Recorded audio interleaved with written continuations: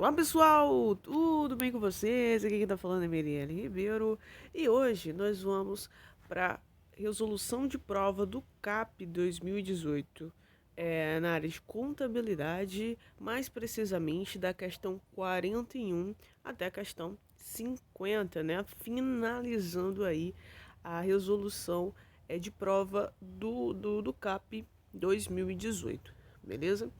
Então, sem mais enrolação, antes de mais nada, né? Queria pedir para você deixar aquele like se você tá gostando dessa série, né? Até aqui. Se você quer que a gente traga mais esse tipo de conteúdo para as próximas provas, né? Porque no caso aí, domingo já é a nossa prova, né? Do CAP.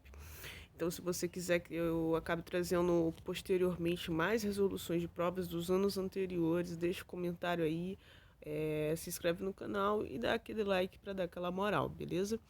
Então, agora sim, sem mais enrolação, simbora. Questão 41. Segundo Lino Martins da Silva, 2011, corresponde ao período em que se processam as atividades peculiares do processo orçamentário, definindo-se como uma série de etapas que se repetem em períodos pré-fixados. O conceito citado refere-se a... Bom, aqui para você pegar a dica, né, do qual seria aqui o gabarito da questão, você tinha que pegar essas partes aqui que eu grifei. Processam as atividades peculiares do processo orçamentário. A gente está falando aqui do processo orçamentário, né? De elaboração, o planejamento, a votação desse projeto, o encaminhamento novamente para o poder executivo para fazer a sanção ou vetar alguma coisa e mandar novamente para o legislativo. Se você tem dúvida nisso, eu tenho aula sobre isso aí, né? Num resumão, lá na parte de orçamento público. Então dá uma olhada lá nessa playlist que tem já falando sobre isso lá, beleza? Sobre essas partes do processo orçamentário. E outra coisa que era interessante aqui você tá, né, ticando, era definindo-se como uma série de etapas que se repetem em períodos pré-fixados. Ou seja, essa parte toda, né, de desde a elaboração da LOA até posteriormente, né, o ter o feedback de como essa LOA foi naquele ano, por exemplo, né, se a gente estiver falando de LOA, tudo isso seria o que? O ciclo orçamentário, tá bom? Então, o que você poderia que estar confundindo, né? Você poderia, assim, se não tivesse prestando muita atenção, com exercício financeiro, tá? Porque ali vai se processar atividades, mas vai ser atividades daquele ano, né? A diferença entre exercício financeiro e ciclo orçamentário é que o ciclo orçamentário, ele pega ali aquela, ó, tem até conceituação aqui, sequências de fases ou etapas que deve ser cumprida como parte do processo orçamentário. Olha só, a palavrinha que a gente grifou ali na conceituação do enunciado, processo orçamentário. E tem tudo a ver, né, com a conceituação de ciclo orçamentário. A maioria dos autores adota como fases do ciclo a elaboração, apreciação legislativa, execução, acompanhamento, controle e avaliação, né, aquele processo que a gente conversou. Quando então se inicia o ciclo seguinte. Corresponde ao período de tempo em que processam as atividades típicas do orçamento público, desde sua concepção até a avaliação final. Então, foi isso que eu conversei com vocês, né? O ciclo orçamentário, ele vai desde a parte ali da elaboração do projeto, né? Que antes de ele ser lei, ele é um projeto de lei, não é verdade?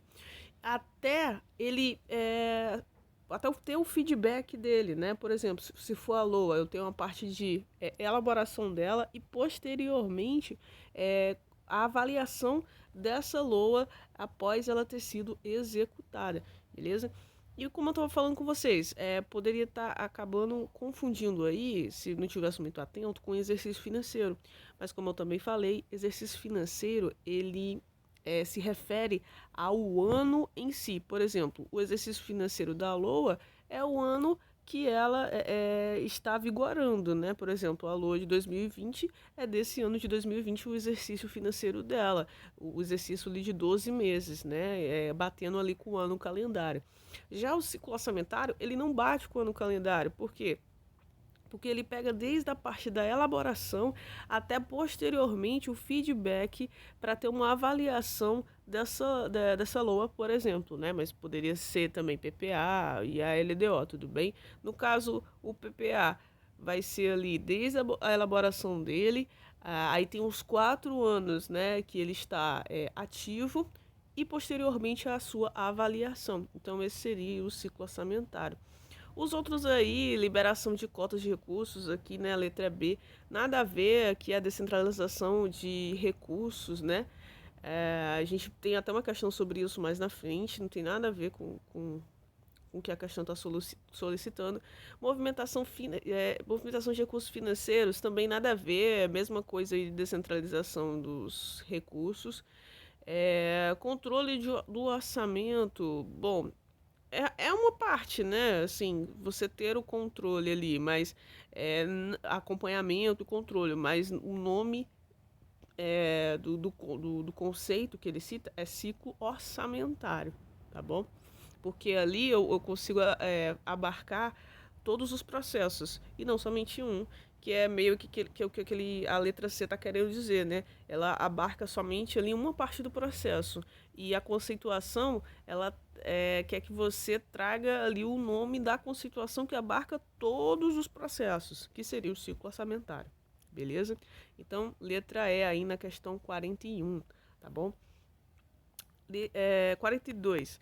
Determinada empresa, após constituição com capital de 580 mil, aplica em suas contas de ativo circulante e não circulante, efetua seu primeiro serviço, que é uma receita, por 40 mil e paga a sua primeira despesa no valor de 15 mil, conforme o balanço patrimonial a seguir. Aí a gente tem um balanço.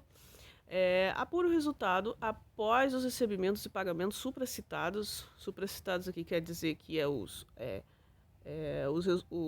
as informações que foram dadas acima aí, né, que a gente acabou de ler, e assinale a opção que apresenta o valor do patrimônio líquido da empresa. Então, fazer um adendo aqui, né? Uma vez eu estava na faculdade e, enfim, eu tinha muitas amizades assim com professores, né? E eu acabava que, por conta de ser monitora e tudo mais, ficava ali na parte de, vez ou outra, para estar ajudando, né? Fiscalização de provas, tá? Principalmente assim, quando era muita gente, né? Às vezes eles pegava o pessoal e colocava no auditório para fazer prova e era muita gente, para não ter o risco de colar ali, né? Eles acabavam botando os monitores para dar dando uma olhada. E o que eu via, né? Eu não sei se isso acontece com vocês, mas eu percebi que isso acontecia com eles. Eu acho que isso acontecia porque eles ainda eram muito crus, ainda de acabar de chegar na faculdade, né? Acabou de sair de um ensino médio. Talvez essa seja, é, talvez isso seja o que acontece com vocês também. Algumas palavrinhas, né? Por exemplo, supracitados aí. O que é supracitados, entendeu? E outras palavras, vocês podem acabar não entendendo. E o que acontece? Por exemplo, nessa monitoria que eu estava fazendo essas provas, o povo chegava para perguntar para mim esse tipo de coisa, entendeu? O que significa essa palavra? E lá eu falei, né, o que significava e tudo mais para ajudar a pessoa a fazer a prova. Mas aqui em concurso isso não vai existir, entendeu? Você não vai poder chegar pro cara da banca, né, e perguntar o que essa palavra está querendo dizer. Primeiro porque alguns deles nem sabem, né? E se não tem nada a ver com o assunto dele, ou enfim. E outro que eles nem podem, mesmo que soubessem, nem podia estar falando, porque, em outras palavras, ali ele estaria te ajudando a compreender a questão, tá? Então, o que eu posso dizer para você, né? O que eu posso aconselhar, dar de conselho para que você não tenha esses problemas? Muita leitura, tá bom? Leitura de lei, leitura de livros que você goste, leitura de revistas, que aí essas palavras elas vão vindo para o seu vocabulário automaticamente, beleza? Então vamos aqui para a questão, né?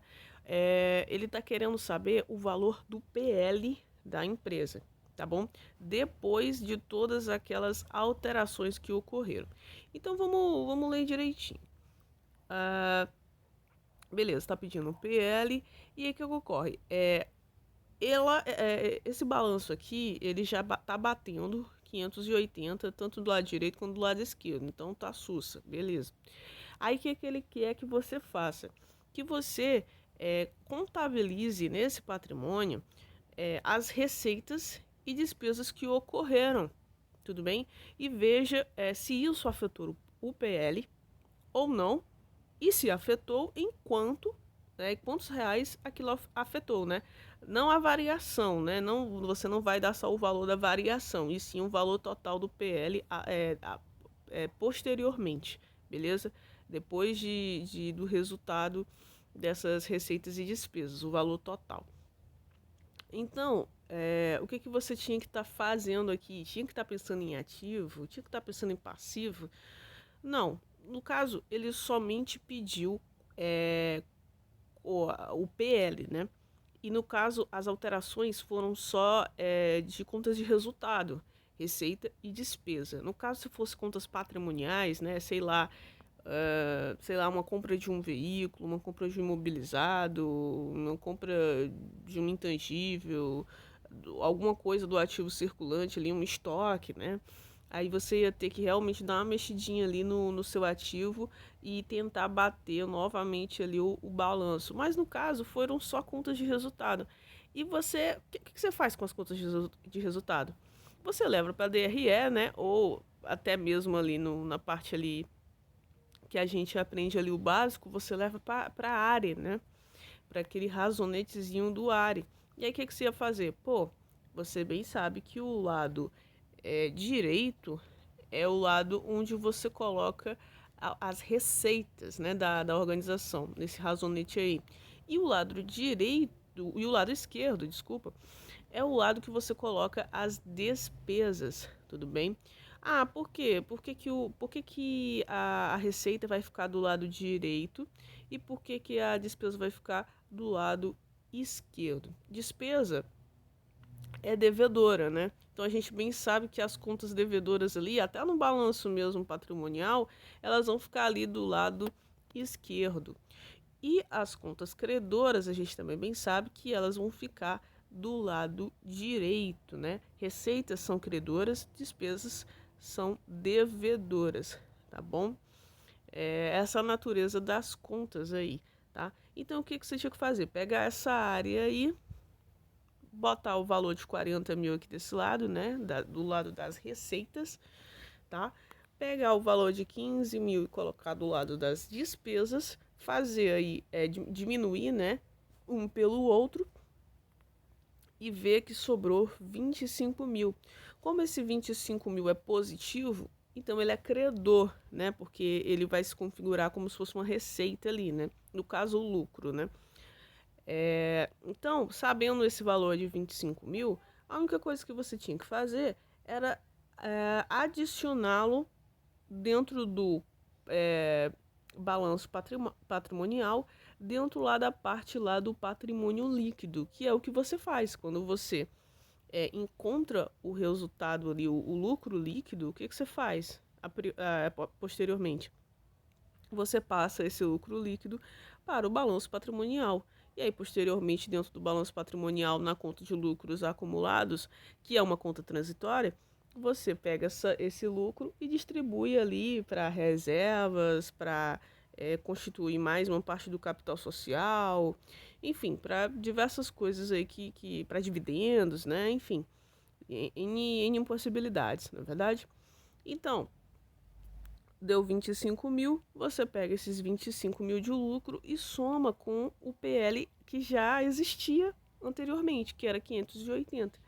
Então, não vai ser mais 580 o PL, vai ser 580 mais 25 mil, né? 580 mil mais 25 mil. No caso, eles deixaram aí simplificado, e ele fala aqui, ó, balanço patrimonial em R$ 1.000, né?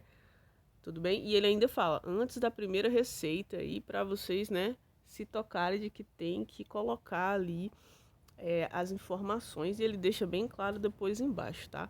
Então, 580 mais 25, 580 mil mais 25 mil, 605 mil é o gabarito da questão, que é a letra D, beleza? Não tinha o que tá fazendo muito aqui. Ah, mas ficou 605 agora do lado direito e 580 do lado esquerdo. Ora, realmente aí você, para bater o balanço, você tinha que fazer outras contabilizações dentro do ativo, né?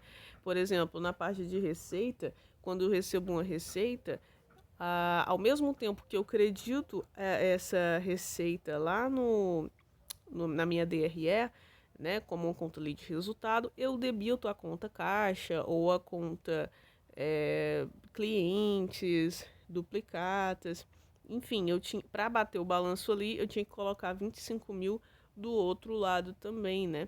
Na realidade, 40 mil e posteriormente diminuir 15 mil porque ele pagou ali uma despesa, né? Mas no caso, como ele só quer o PL, ele não quer que bata o balanço para ele, né? Ele, não, ele, tipo assim, a resposta não é um balanço patrimonial batido, as fotinhas, né? É somente o valor, tudo bem? E aí você podia ir direto no PL sem ter que, vou bater e tal. Não, isso aí tá subtendido, beleza? Não precisaria ali você estar acrescentando as informaçõezinhas no ativo e tal, não. Apesar de você saber que realmente tem que bater. Uma companhia, próxima questão. Uma companhia apresenta em seu balanço patrimonial os seguintes dados. Aí eu tenho ativo circulante, não circulante, passivo circulante e o PL. De acordo com esses dados, qual é o valor do passivo não circulante? Beleza? Ele quer o não circulante. E aí você nota aí que, dentre as informações, ele deu todas o balanço patrimonial, menos, né, essa que ele está perguntando, passivo não circulante. Bom, o que ocorre? Vocês bem sabem que para estar encontrando ali os valores, né, eu tenho algumas formulazinhas. Na realidade, não é nem para encontrar valores, é mais para dizer para você que o lado direito tem que bater com o lado esquerdo, né? Então, os ativos, eles têm que ser iguais às somas do passivo mais PL. Aí você pode falar isso de diversas outras maneiras, né? Você pode trocar, né, a soma ali PL primeiro e passivo depois.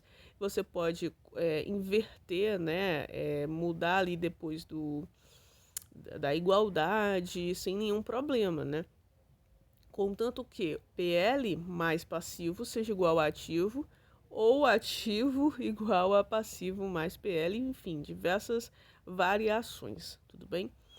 Uma coisa que talvez você não saiba, ou até saiba, mas enfim, não dá tanta importância, é que o ativo, essa fórmula aí, né, é uma fórmula um pouco simplificada, tudo bem? Porque, na verdade, o que ocorre? Esse ativo aí que ele está falando é o ativo total, tudo bem? E o que é o ativo total? O ativo total, ele é a soma do ativo circulante e do ativo não circulante. Ah, mas eu não sei disso. Onde você leu isso? Dá uma leitura no CPC 00 e no CPC 26 que você vai sair entendendo esse tipo de coisa aqui, tudo bem? Então vamos lá. Tem um ativo total, que é a soma do ativo circulante e do ativo não circulante. A gente já conversou que o ativo circulante, né, em outras resoluções, que o ativo circulante, como é que eu vou saber, né, se é ou não circulante? Bom, o circulante ele vai 12 meses, né? O que seria as contas circulantes? Aquelas contas que depois de 12 meses, até 12 meses, né? Depois do fechamento do balanço. Então, fechei o balanço, por exemplo, agora em dezembro, né? Dezembro é fechamento de balanço da maioria das organizações.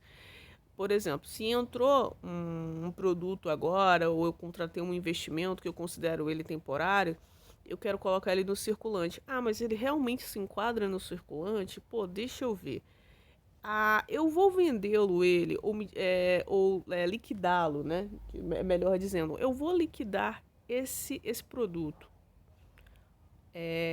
em 12 meses depois do fechamento do meu balanço, vou sim.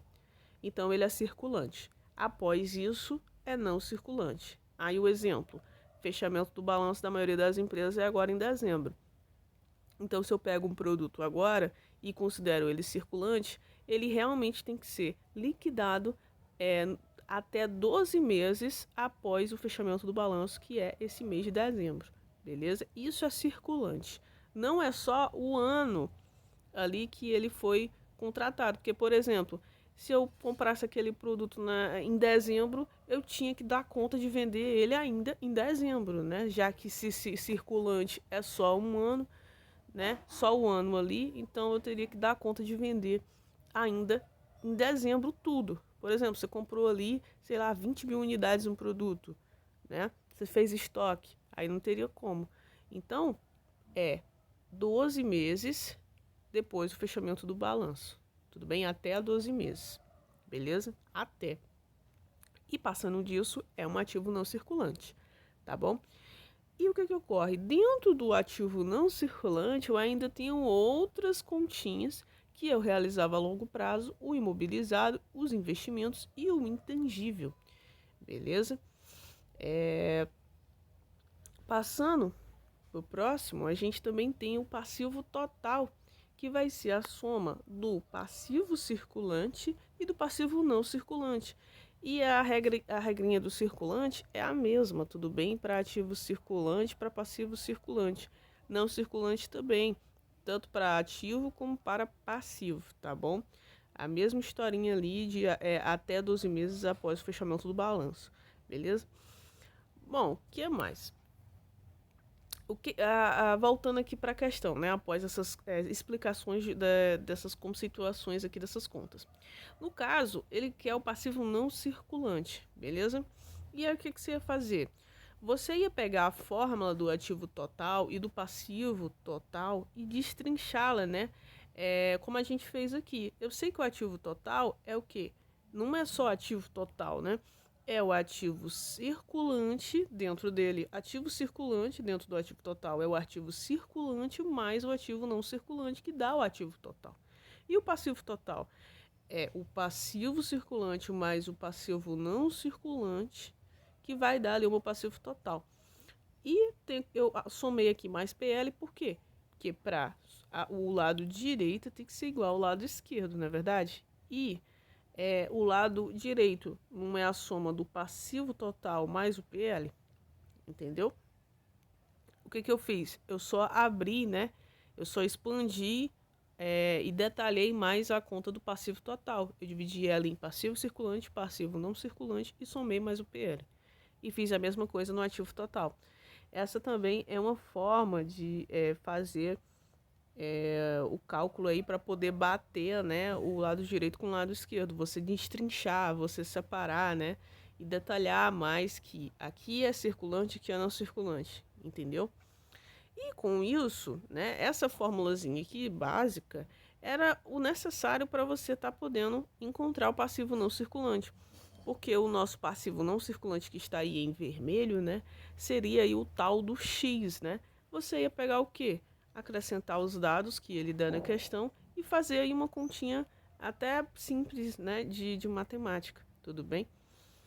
Então, olha só, ativo circulante a gente viu que é 10 mil, o não circulante é 25, o passivo circulante é 5 mil, o passivo não circulante é o que eu quero saber, é o nosso X, o PL é 7 mil. Então, eu somei 10 mil com 25 mil, deu 35. Repeti o passivo não circulante, que é o nosso X. Somei 5 mil mais 7, que deu 12 mil. Passei os 12 mil para o outro lado, né? Para a gente encontrar o nosso X. Diminuí 35 de 12, deu 23 mil, né? Aí você pode falar de 23 mil é igual a passivo não circulante, ou pode falar que passivo não circulante é igual a 23 mil, dá na mesma, né? A ordem dos fatores não altera o produto. Então, nosso gabarito aí é letra C, 23 mil, beleza? Próxima questão, qual princípio estabelece que todas as receitas e despesas devem ser contidas numa só lei orçamentária? Eu achei essa questão bem chatinha de resolver, né? Porque ela é ambígua, não é verdade? Aqui ela trouxe meio que duas conceituações para te confundir, mas no final das contas ela queria uma coisa diferente, tudo bem? Então olha só, quando você já começa lendo aqui todas as receitas e despesas, aí você, nossa, você pode até ler tudo, mas você já vê todas as receitas e despesas, você já pensa no princípio da universalidade. É normal, né? É automático, entendeu? Você ia pensar no princípio da universalidade, mas o que, que ele queria aqui focar? Que é numa só lei orçamentária. Obviamente, o princípio da universalidade, ele fala que tem que estar na LOA, né? Mas ele não dá um enfoque tão grande que tem que ser só numa lei orçamentária, né? Quem faz esse enfoque, né, de que só vai ter uma lei orçamentária é o princípio da unidade, não é verdade? Então ele aqui que seria o gabarito da questão. E, enfim, é uma questão captuosa, né? Não tem muito aqui. Você pega, você lê já o começo e você, pô, é universalidade. Todas as receitas e despesas devem estar na LOA. Mas lá no princípio não fala numa só lei, né? Quem fala isso é o princípio da unidade. Também me confundi quando eu dei uma lida nessa questão. Os outros, né? O da exclusividade. Ali o da exclusividade não teria nada a ver, você não ia confundir, porque você bem sabe que esse princípio fala que não pode, dentro do orçamento, ter matéria estranha a receitas e despesas, né? A matérias orçamentárias, tudo bem? Aí a exceção aí são os créditos adicionais, né? Os suplementares e posteriormente os outros dois especiais extraordinários que podem entrar através de lei especial dentro do orçamento, que seria a exceção da exclusividade. Equilíbrio, você também não ia estar confundindo, porque ele, se fosse o princípio do equilíbrio, ele ia estar trazendo aí, dizendo que você tem que igualar as receitas e despesas, e obviamente esse princípio, ele até não é, digamos assim, tão seguido ao pé da letra, porque não tem como assim você igualar receitas e despesas, já que muitas vezes você ali necessita de créditos adicionais, de que mais empréstimos, né? E você acaba ali desbalanceando ali, tirando o equilíbrio, né? Só que uma coisa que vocês têm que analisar é que apesar de a olho nu estar desequilibrado, existem mecanismos que garantem que aquilo está equilibrado, tudo bem? Porque cada um daqueles desequilíbrios, né? Desculpa, cada um daqueles desequilíbrios tem uma contrapartida amarrada certinho, né? Quando a gente fala de despesa, tudo tem que ser muito amarrado. E é por isso que eles têm até muitas mais, as despesas têm bem mais conceituações, né? E classificações, melhor dizendo, do que a receita, né? A gente bem vê que a despesa ali tem por função, por programa, né? Você separa tudo direitinho e para ter um controle sempre melhor da despesa, né? Porque a receita, bom, a gente, se ocorrer, que bom que ocorreu, né? Se tiver mais, que bom que ocorreu mais, né? Já a despesa não, a despesa a gente tem que dar uma maneirada nela. A anualidade, você também não ia estar confundindo com esse princípio, porque ele vem dizendo que a lua é anual, né? É isso, né? Então, todo ano tem uma LOA, né? Ele fala que todo ano tem uma LOA, então, uma lei orçamentária. Então, você não confundiria também. Você faria uma relação com universalidade. E realmente esses dois princípios, universalidade e unidade, eles se complementam, né? Eles têm tudo a ver. Na realidade, os princípios essenciais, eles todos se complementam, né? O da unidade, da universalidade e o da anualidade, tudo bem? Então, o foco era uma só lei orçamentária, que é o princípio da unidade, beleza? Próxima questão, calcule a variância da sequência aí 2, 3, 5 e 10 e assinale a opção correta. Então, a primeira coisa que eu tinha que estar me atentando aqui é ver que isso aqui não são dados não agrupados, né? Aqui, esse X aqui são dados não agrupados, beleza?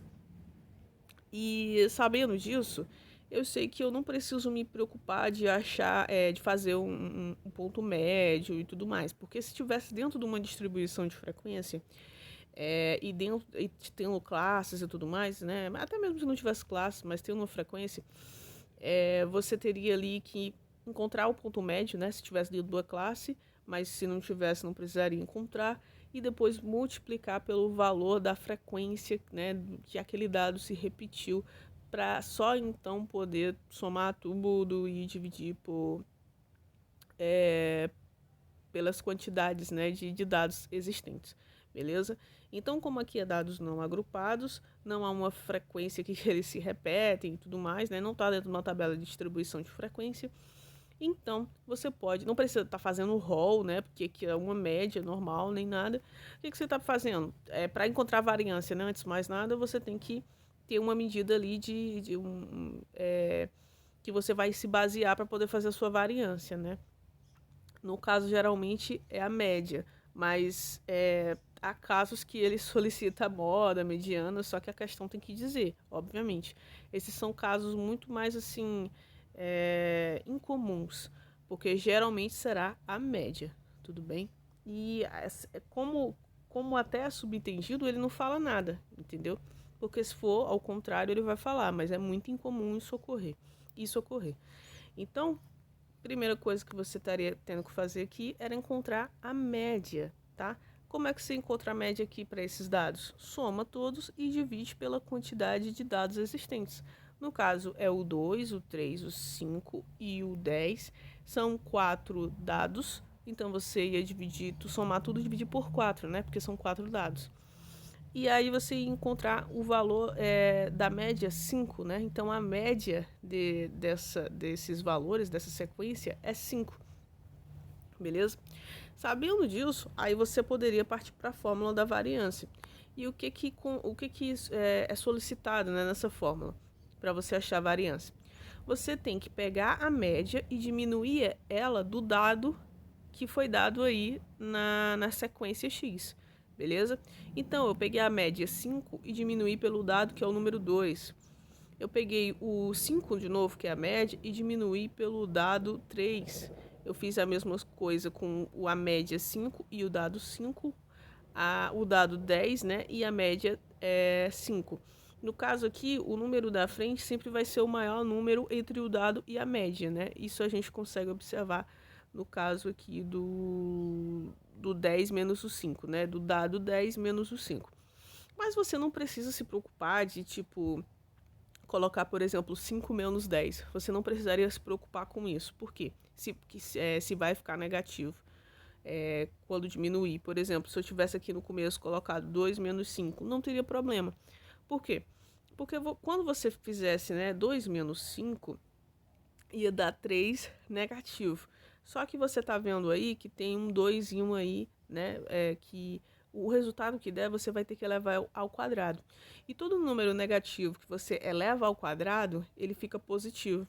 Por quê? Porque eu ia ter que pegar, por exemplo, digamos, 2 menos 5. Eu ia ter que ter ali um menos 3. E aí, para eu pegar ali ao quadrado, né, o menos 3, como é que eu faço, né? Se eu fosse fazer na mão, eu teria que pegar menos 3 vezes menos 3. Menos com menos já mais. 3 vezes 3 dá 9. Então, ia ficar positivo de qualquer jeito, tudo bem? Então, não é uma coisa ali que você precisa se preocupar, mas para cálculo é melhor colocar o maior na frente, né? Para não confundir nem nada do tipo, tudo bem?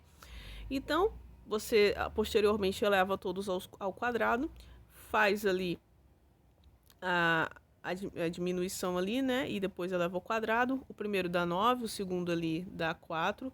O terceiro, como é 5 menos 5, dá 0. 0 elevado ao quadrado, né? Você ia pegar 0 vezes 0. 0 vezes 0 é 0. Então, você já poderia ticar aí que nem ia precisar desse. Aí 10 menos 5, 5. 5 elevado ao quadrado, 25. Porque é 5 vezes 5, né? Não esqueçam disso. Se precisar fazer cálculo na mão na prova, né? Que geralmente é o que acontece, né? Então você não pega 5 vezes 2, tá? 5 vezes 2 é 10, não é 10, é 5 vezes 5, que é 25, tudo bem? Se fosse ao cubo, você ia ter que pegar o número e multiplicar 3 vezes, né? 5 vezes 5 vezes 5, tudo bem? E aí você divide tudo isso por 4, porque é a quantidade de dados. Uma coisa que é muito importante de ressaltar é que a questão ela não deixou claro se isso era uma amostra ou uma população.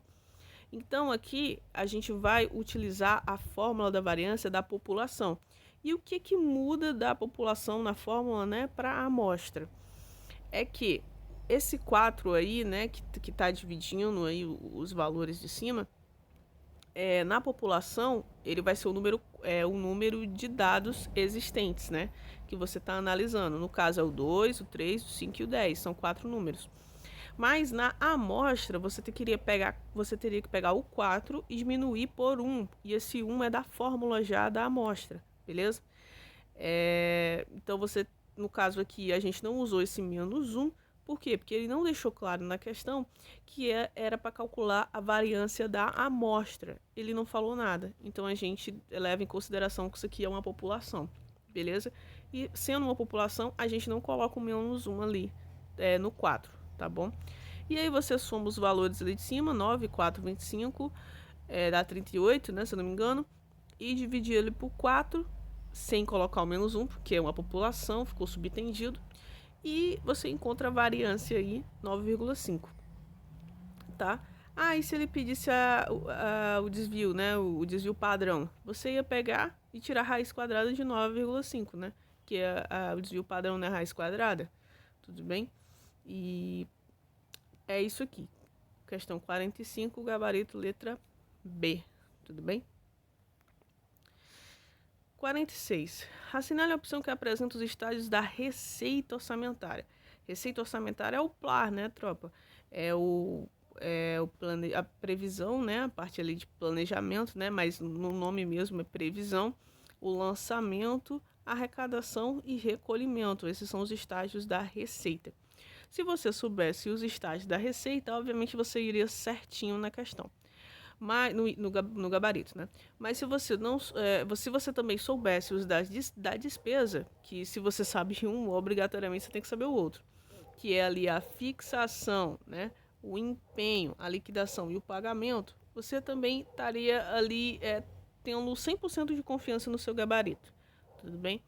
Então vamos começar de baixo para cima, vamos começar da letra E. Empenho. Empenho é ali um estágio da despesa. Previsão, beleza. Receita, arrecadação, beleza. Receita, recolhimento também, beleza. No caso ficou errado aqui porque ele colocou empenho. Empenho é estágio de despesa. Vamos para D. Previsão, beleza. Empenho, não. Liquidação e pagamento também não. São todos estágios de despesa.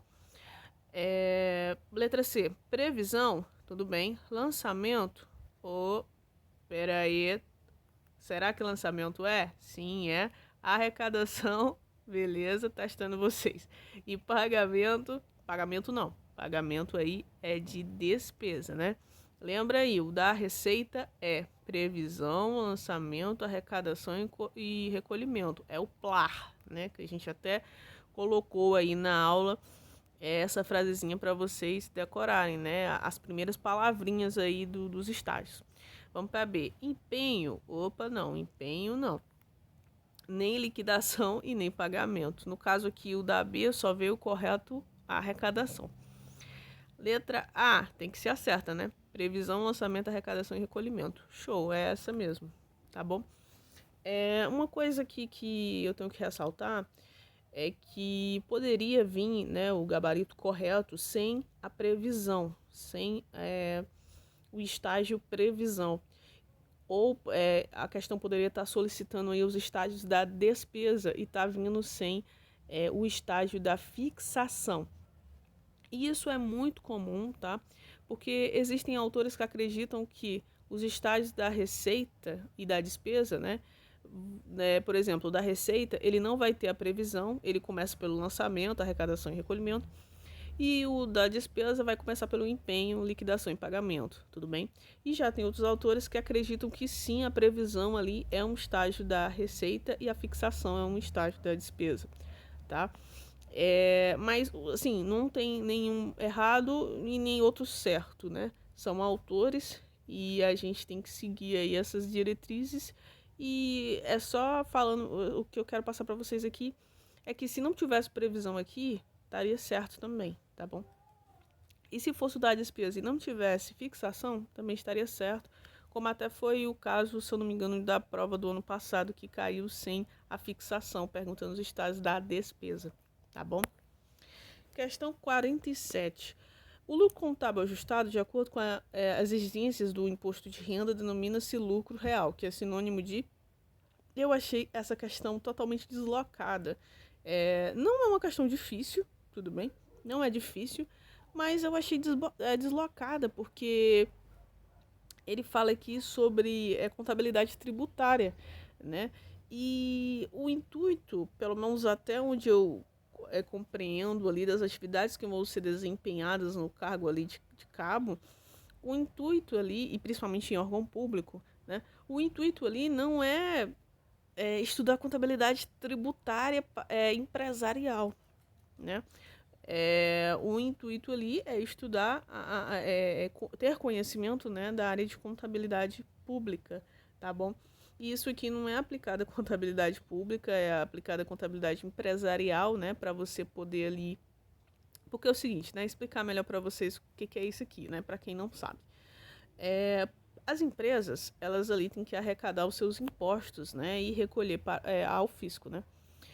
E existem diversas formas de fazer isso. A mais conhecida delas é através do Simples Nacional, né?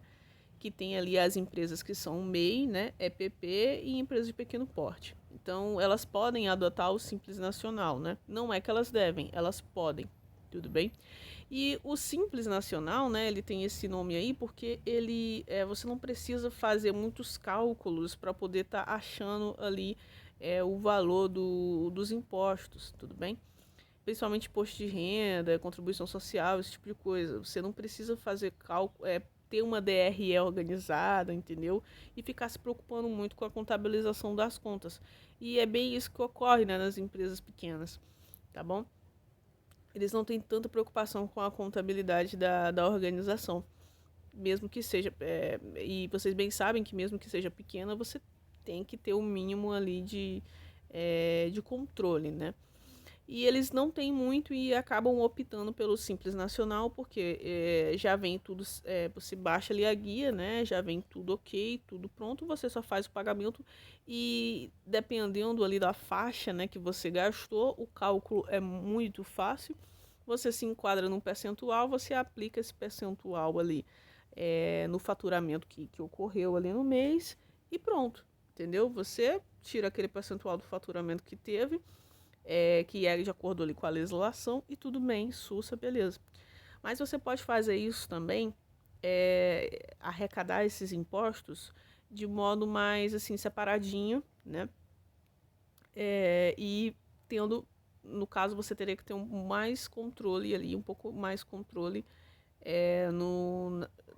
nos balanços, né, na contabilização da sua empresa, tá bom? Então, no caso aqui, você poderia estar optando pelo lucro presumido, que saindo do Simples Nacional, né? O povo fala que o Simples Nacional é simples, mas de simples não tem nada. Acho que vocês que são da contabilidade já ouviram muito isso. Então, o lucro presumido, na minha opinião, é o mais fácil assim para as empresas assim que são pequenas, né? Ele não demanda muito controle contábil, né? E, enfim, controle contábil é bom se ter todas as empresas, mas umas vão necessitar mais do que as outras, e isso é natural, porque às vezes assim é incompatível, né? Você gasta, digamos assim, muito dinheiro com uma contabilidade que não é necessária para sua organização, tá entendendo? Você tem que gastar aquilo que é necessário para sua empresa. Se a sua empresa é grande, obviamente a contabilidade dela tem que acompanhar a complexidade da sua empresa. A sua empresa é pequena, a contabilidade dela não precisa ser tão grande, entendeu? Ela tem que ser mais básica, tá bom? Então, não compensa você gastar tanto, empresário, né? Você empresário, gastar tanto com uma coisa que não compensa a informação que ela vai te dar, beleza? Tá bom? Porque você não está preparado para ela. Então, o lucro presumido é outra opção aí de você estar arrecadando esses tributos, né? Também existe o lucro real, e o lucro real ali é o regime tributário assim mais pancada de todos, porque ele vai necessitar de um controle contábil muito bom, entendeu? Eu vou precisar ali de um balanço patrimonial muito bom, de uma DRE muito boa, entendeu? E eu também tenho um arbitrário, né? Só que o arbitrário não é assim, não é meio que você escolhe, né? Esse regime contábil, não é que você escolhe, digamos assim, você meio que não escolher um regime contábil, ou você ali passou do prazo, você não escolheu o regime contábil que você queria, e aí você acaba meio que sendo punido ali, né, por ter cometido esse equívoco, e aí o legislador, né, na realidade o fisco, é que vai ali ditar quais seriam os percentuais de modo arbitrário, analisando aí as suas demonstrações contábeis, entendeu? Então, o modo arbitrário, o regime arbitrário, ele não é tão bom, entendeu? O regime arbitrário também, ele não é só para as pessoas que se equivocaram, né, e que esqueceram ali de escolher o regime tributário. Às vezes são para pessoas também que passaram por algum problema dentro da sua organização no tocante à perda de documentos. Tanto involuntária como voluntária, tudo bem? Por exemplo, ocorreu um incêndio na empresa, uma enchente, né? E perdeu todos os documentos, não tem como ali eu encontrar os balanços, os valores ali, para eu poder fazer os cálculos desses impostos pelos outros regimes tributários. Então, o, o fisco ele vai arbitrar, né? De acordo ali com a discricionariedade que ele tem, tudo bem? Ele vai arbitrar, o que seria arbitrar? Ele vai escolher ali o percentual que vai ser, aquela empresa vai ser tributada, entendeu? Mas ele ocorre aí nessas ocasiões extraordinárias.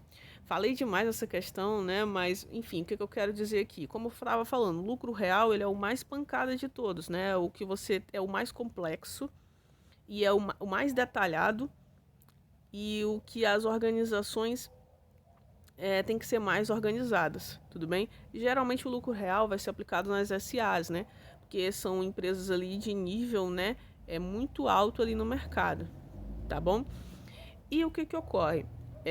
O lucro real, para você chegar no lucro real, você tem que pegar o lucro líquido e ajustar esse lucro líquido, entendeu? Você teria que somar algumas contas que foram subtraídas, que não podem ser subtraídas de acordo com a legislação. Por exemplo, na DRE normal, você tira ali a depreciação, né? Você diminui ali o valor da depreciação e encontra o seu lucro líquido ali normalmente. Mas o que ocorre? Essa depreciação não é um valor que saiu efetivamente do seu caixa, entendeu? Então, o que você tem que fazer? Em vez de excluir esse valor para fins de imposto de renda, né? Você tem que adicionar esse valor para poder chegar a um lucro, que é o lucro real, o lucro tributável, que você chegue nesse valor do lucro que realmente ocorreu, né? Os valores que realmente saíram e entraram na sua organização, e você possa tributar de modo assim justo, né? Pelo valor que realmente ocorreu. Então seria injusto ali você estar tirando uma depreciação, amortização, exaustão, sendo que aquilo ali efetivamente não saiu do seu caixa, entendeu? Para as exclusões também existem algumas receitas que elas entram na DRE, mas que posteriormente, para fins de imposto de renda e para achar o lucro tributável ou lucro real, pode ser chamado também, eu teria ali que excluir elas quando eu fosse encontrar ali o meu lucro ajustado, ou o meu lucro real, ou o meu lucro tributável, tudo bem? Porque elas ocorreram, mas, de acordo com a legislação, são receitas que devem ser excluídas para fins de imposto de renda, tá bom? Muitas dessas regrinhas estão lá no regulamento do imposto de renda, se eu não me engano, de 99, tá bom? E, enfim, do que eu falei aqui, já deu para vocês tirar o gabarito da questão, né? Que é o lucro tributável, tá bom? Lucro líquido vai ser o lucro ajustado, lucro contábil ajustado? Não, porque o lucro líquido ele é necessário para eu adicionar e subtrair, né, os ajustes. Então, o nome do lucro contábil ajustado ou lucro real, né, algumas pessoas chamam, ele não é sinônimo de lucro líquido, porque o lucro líquido o lucro ajustado, ele vai ser lucro líquido mais adições menos exclusões, entendeu? Então não dá para ser o lucro líquido, porque ele é a base para me fazer as alterações para chegar no lucro tributável. Lucro bruto, não, por quê? Porque para tirar ali o imposto de renda, né, no lucro real, eu tenho que fazer a DRE inteira. E o lucro bruto, ele vai ser ali as receitas brutas, menos algumas deduções, encontra a receita líquida e diminui do CMV, CPV, enfim. E encontro o lucro bruto. E isso não, você não tirou ali você não tirou todas as despesas e acrescentou todas as outras receitas que ocorreram na sua organização. Então, a base é o lucro líquido. E desse lucro líquido eu ajusto somando adições, né? Ou diminuindo exclusões. Então, não é lucro bruto. Lucro operacional também não, tá bom? Lucro operacional, depois que eu chego nele, eu também tenho outras coisinhas para me fazer, né? Algumas pessoas gostam de chamar o lucro operacional de lucro líquido, ser igual. Eu discordo um pouquinho. Às vezes tem algumas outras ali, receitas e despesas após o lucro operacional. Lucro, mas assim, cada DRE é uma DRE, existem diversos DREs aí para você seguir, né? O importante é você saber a base. Mas ainda assim, não seria, por quê? Porque eu preciso do lucro líquido para a base, então não é lucro operacional. O nome do lucro contábil ajustado, né? É lucro líquido mais adições menos exclusões. O nome é lucro tributável e também não é lucro não operacional, tá bom? Que nada a ver também. Então, o gabarito aqui é a letra D, tá bom? Falei muito nessa questão, mas foi para explicar para vocês que realmente, de acordo com o que eu expliquei, vocês viram que não era uma questão que era para estar aqui, porque, enfim, tá deslocada, né? É contabilidade tributária, não tem nada a ver com o que a gente almeja aí tá fazendo dentro da Marinha, né? Vamos lá, mas relativamente não é uma questão tão difícil. Vamos lá, 48. Os itens do ativo permanente são diminuídos por quais contas retificadoras? Ao meu ver, essa questão deveria ter sido anulada. Por quê? É uma questão do ano de 2018 e fala sobre ativo permanente. Ativo permanente não é uma coisa que existe mais, tudo bem? É uma conta que já existiu e que não existe mais, tá? Mais bonito aqui seria ele ter falado ativo imobilizado, tudo bem? O mais correto, né? Nem mais bonito, é o mais correto, tá bom? E eu acredito que essa questão poderia ter sido anulada por causa disso, tá bom? Ou ter colocado o ativo imobilizado ali, que ficaria tudo certinho. E aí ele quer saber quais as contas que são retificadoras, né? Contas retificadoras ali são contas que ajustam uma determinada conta, né? Por exemplo, o imobilizado, quando eu compro um veículo, você bem sabe que o veículo ele se deteriora, né? Tem a obsolescência ali do veículo. Então eu tenho que ajustar o valor do veículo dentro da minha organização ao valor real que ele realmente está valendo ali na data do balanço, tá bom? Então, todo mês ou todo ano ali, eu tenho que estar fazendo essa depreciação, né? Tenho que estar dando baixa ali e reconhecendo a obsolescência, né? Porque o tempo passa e a tecnologia realmente, ou não só pela tecnologia, mas pelo uso, pelo desgaste, né? Eu tenho que ir diminuindo, tá? Então vamos lá. Então, apesar de estar equivocado aqui, colocar permanente, leve em consideração que é um ativo e que ativo vai ter conta retificadora ali, tá? Esse ativo vai ter a conta retificadora. Então, contas a pagar, contas a pagar nem é conta de ativo, né? Então, já começou errado aí. Custo dos produtos vendidos, isso nem uma conta de ativo é uma conta de resultado, né? É da DRE. Então, essas duas aí realmente não estão corretas. Depreciação e amortização, sim, são contas aí retificadoras desse ativo imobilizado, não permanente, tá bom? Despesas do exercício, conta de resultado. Exaustão, ok, exaustão tá certo. Provisão para perdas, beleza. E a amortização, belezinha. C. Impostos a recolher, a conta de passivo. Custo dos produtos vendidos, CPV, conta de resultado. Exaustão e provisão para perdas, beleza.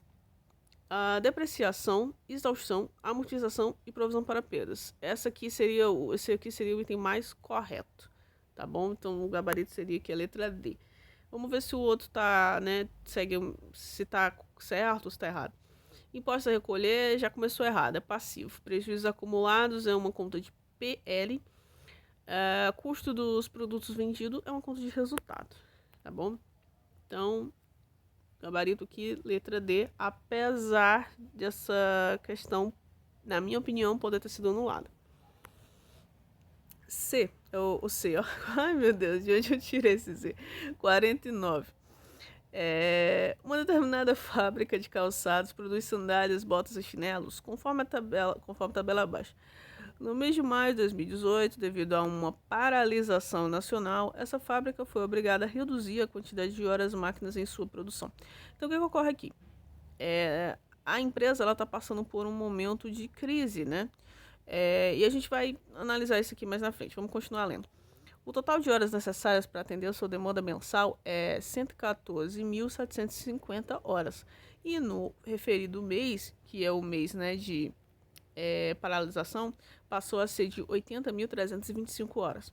Considerando os dados da tabela, sabendo que a empresa deverá limitar sua produção, assinale a opção que apresenta em ordem de prioridade a maximização do lucro, tá?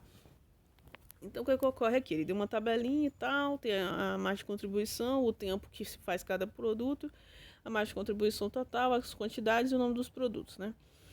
Bom, esse é um caso aqui de gargalo, tá bom? Dentro da contabilidade de custos, existe uma teoria, né?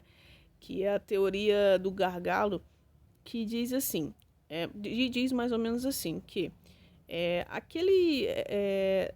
toda empresa vai ter um ponto na sua organização que tem um gargalo. Sempre toda empresa vai ter um gargalo. E tem até um filmezinho bem pequenininho que fala que até mesmo na nossa vida existem gargalos. O que vão ser os gargalos? Eles vão ser... os gargalos são aquelas coisas que limitam ou que atrapalham ali, né, a produção, tá bom? Então, por exemplo, eu tenho um processo produtivo e... por exemplo, eu tenho ali três máquinas. Dessas três máquinas, uma delas não funciona muito bem. O tempo dela de fazer os produtos não é o mesmo do que as outras duas máquinas.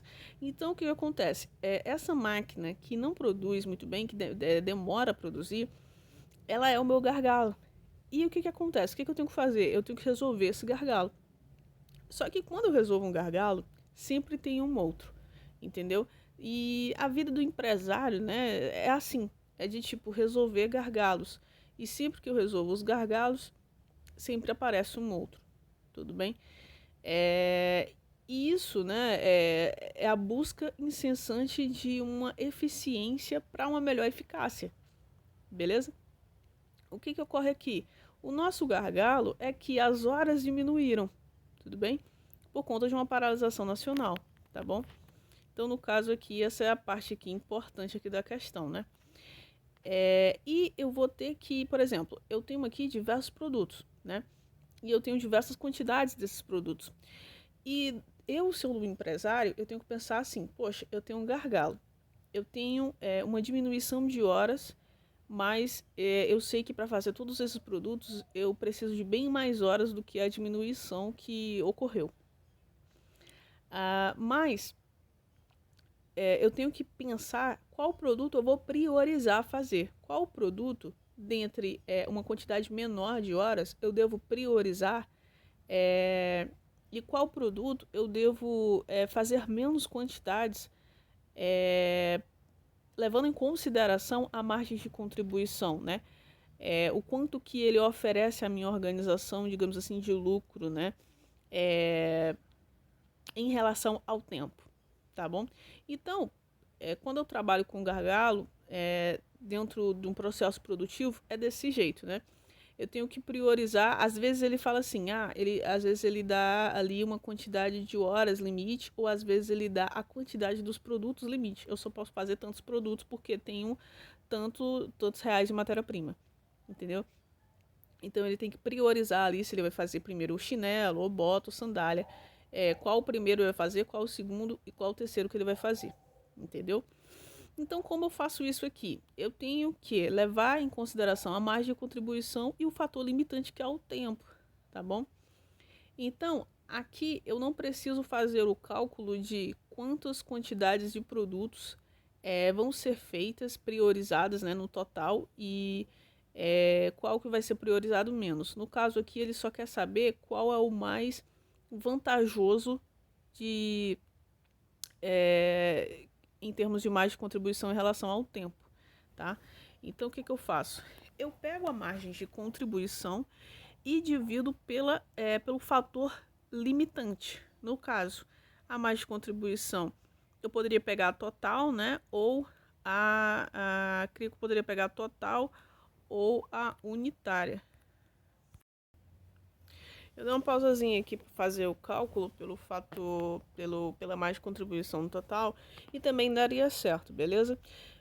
Mas o que ocorre? O valor da margem de contribuição total, para você fazer o cálculo ali na mão, né, é um pouco mais chato. Então, você escolhe a margem de contribuição unitária, caso tenha, né, para você poder escolher aí, porque é mais fácil você dividir 30, né, pegar 30 e dividir por 10, tá bom? 50 dividido por 20 e 45 dividido por 5, beleza? Como eu falei, eu tenho que pegar a margem de contribuição e dividir pelo fator que é a limitação. Por exemplo, no caso aqui, o fator limite foi o tempo de fabricação, né? Mas poderia também estar relacionado a quantidades, beleza? Então, fazendo todos esses cálculos, você vai analisar aí que chinelos, né, foi o maior valor aí de contribuição dentre todos.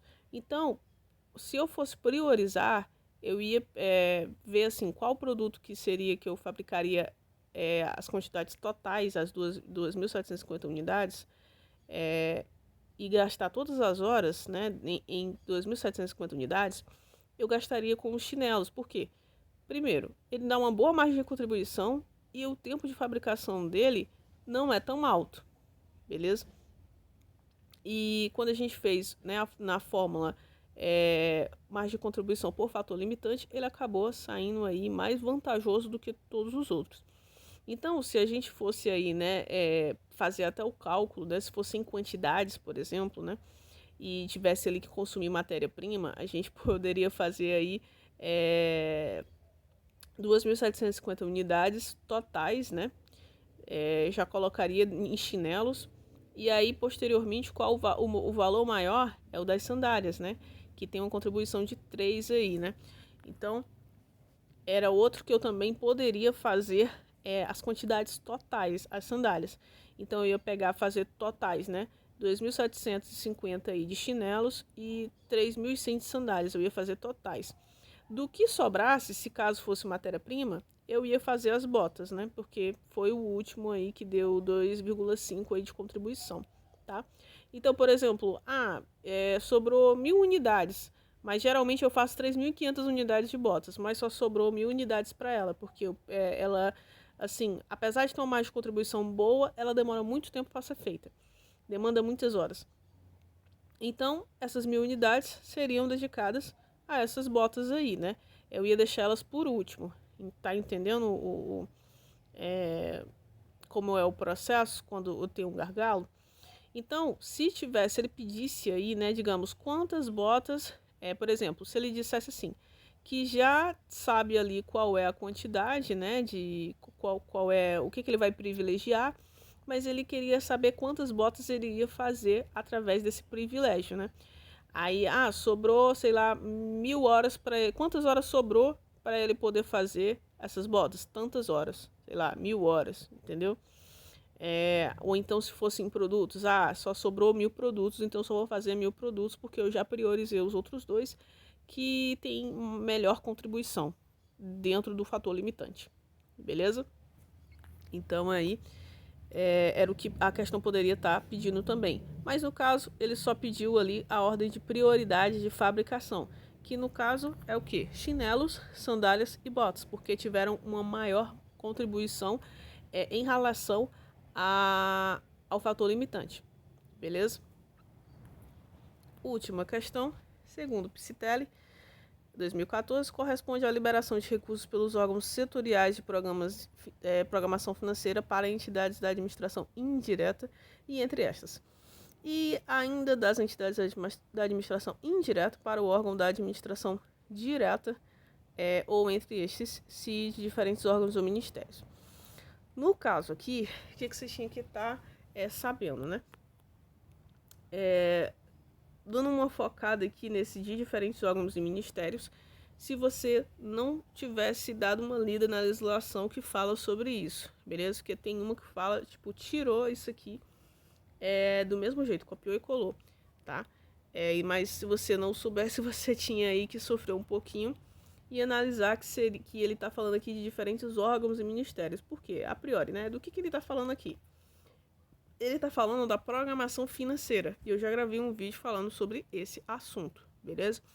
A programação financeira é um recurso que é descentralizado da maneira que está aí discriminada no quadrinho. O órgão central vai ser o Ministério da Fazenda, STN, que vai descentralizar os recursos através de cota para as unidades orçamentárias, para as diversas unidades orçamentárias existentes. Eu dei o exemplo aí da unidade orçamentária A e B. Essas unidades orçamentárias, elas podem descentralizar os seus recursos para as suas unidades gestoras ou administrativas, e isso é através de subrepasse, beleza? É uma descentralização interna. E essas unidades orçamentárias ou unidades gestoras, elas podem fazer descentralização desse crédito, desse recurso, né, entre si, independente se é uma unidade orçamentária ou unidade gestora A ou B, entendeu? E isso seria uma descentralização externa, né, a outro órgão, a outra unidade gestora, a outra unidade orçamentária, tá? Então, quando é interno, é um subrepasse, beleza? É para mesmo órgão, para a mesma unidade gestora. Quando é para uma unidade gestora diferente ou unidade administrativa ou unidade orçamentária diferente, o nome é repasse. A cota, ela é o momento ali da descentralização ali do órgão central, beleza? O órgão central, que é o Ministério da Fazenda, aqui para a programação financeira, é o Ministério da Fazenda. Lembrando que também tem a programação orçamentária, tudo bem? Que eu já dei aula sobre isso, mas o órgão central lá vai ser o Ministério da Economia. Lá vai começar com uma provisão, né? E não vai ser, o nome não vai ser subrepasse e nem repasse, vai ser outros nomes, tá bom? Dá uma olhada lá na aula para você entender melhor, beleza? Nas aulas lá de orçamento público, falei sobre isso aqui. Isso aqui é até um print lá também dessa aula, beleza? Bom, sabendo essa conceituação básica aqui, beleza, né? A gente já está bem encaminhado. A gente já sabe que não pode ser nem provisão nem destaque. Por quê? Porque provisão e destaque é programação orçamentária, tá? Então não poderia ser esses dois. As únicas alternativas aí que podem, né, gerar confusão em você é cota, repasse e subrepasse, A, B e C. Então já poderia tirar D e E, beleza? Só que outra alternativa que você também não poderia estar tendo dúvida é sobre cota. Porque cota a gente viu que é a descentralização do órgão central para as unidades orçamentárias. E em nenhum momento ele falou aqui sobre órgão central ou Ministério da Fazenda, STN, nem nada do tipo, beleza? Ele está falando aqui sobre uma liberação de recursos entre órgãos, tudo bem? Então não poderia ser a letra C também.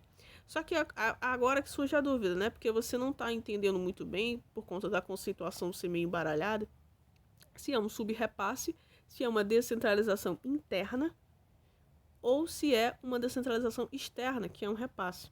E aí o que você tinha que estar lembrando aqui? Do artigo 19 lá do decreto 825, que fala justamente sobre isso. Então ele fala lá, a liberação de recursos se dará por meio de liberação das cotas do órgão central para o setorial da programação financeira, beleza? Repasse do órgão setorial da programação financeira para entidades da administração indireta e entre estas, ou seja, é o nosso gabarito aqui, beleza? Que é justamente aqui o que está falando no enunciado da questão. Letra B, da entidade, a linha, né? A linha B, da entidade da administração indireta para o órgão da administração direta ou entre estes, se de outro órgão ou ministério. Ou seja, copiou e colou aqui o artigo 19 no inciso 2º da linha A e B, beleza? E o terceiro aqui fala sobre subrepasse, né, dos órgãos setoriais da programação financeira para as unidades gestoras de sua jurisdição e entre as unidades gestoras de um mesmo ministério ou órgão, né? Então, para poder aqui estar matando a questão, você tinha que estar dando, né, uma lida aqui nesse artigo 19 para você ter total certeza. Se não fosse isso, você ia ficar em dúvida entre subrepasse e repasse mesmo. Mas no caso, o gabarito aqui da questão é repasse, tá bom? Ele trouxe a conceituação copiada aí do artigo 19 desse decreto 825, tá bom? Então, gente, queria agradecer a vocês, né? Mais uma resolução de questão aí concluída, como prometido, trouxe para vocês antes da prova, tá bom? Espero que vocês gostem. Até a próxima. Tchau, tchau. Deixa o like. Fui.